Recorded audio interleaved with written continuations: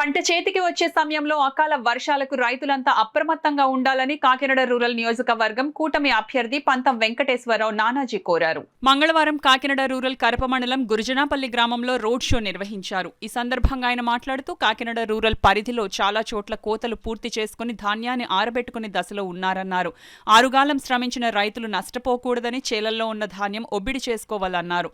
జిల్లా యంత్రాంగం రైతులకు అన్ని విధాల సహాయ సహకారాలు అందించాలని కోరారు.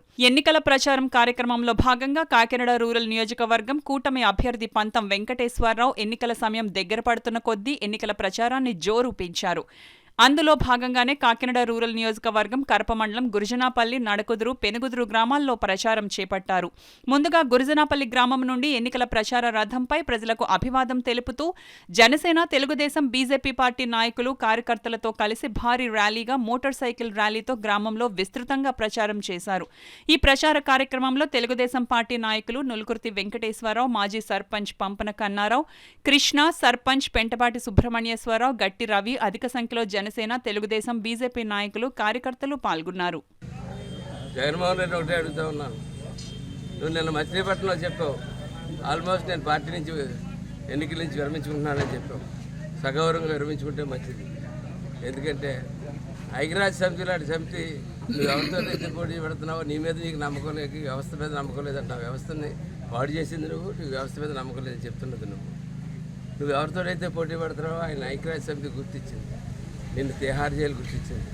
తిహార్ జైలు గుర్తించింది నువ్వు, ఐక్యరాజ్య సమితి గుర్తించిన ఆయనకి ఎన్నికల ఆశ్చర్యపోతారు. దయచేసి ఎక్కడికక్కడ నీ అభ్యర్థులను నిద్ర చేసుకుని రాజకీయాల నుంచి వైద్యాలయాలకు చెప్పి కోరుకుంటామని దయచేసి రెవెన్యూ యంత్రాంగాన్ని, కలెక్టర్ గారిని అందరినీ కోరుకుంటా ఉన్నాను. ఏ నిమిషాలు వర్షాలు వస్తాయో అందరి కుప్పలు కూడా నడి రోడ్డు మీద ఉన్నాయి, కళ్ళాల మీద ఉన్నాయి, నడి రోడ్డు మీద ఉన్నాయి.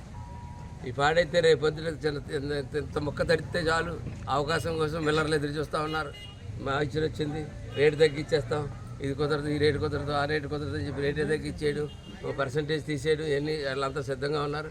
మీరు దయచేసి కలెక్టర్ గారు రిక్వెస్ట్ చేస్తా ఉన్నాను, నన్ను క్షమించండి. నేను కలుద్దాం అనుకున్నాను మిమ్మల్ని, మామూలుగా వచ్చిన తర్వాత కొత్తగా ఈ ఎన్నికల కుదరలేదు.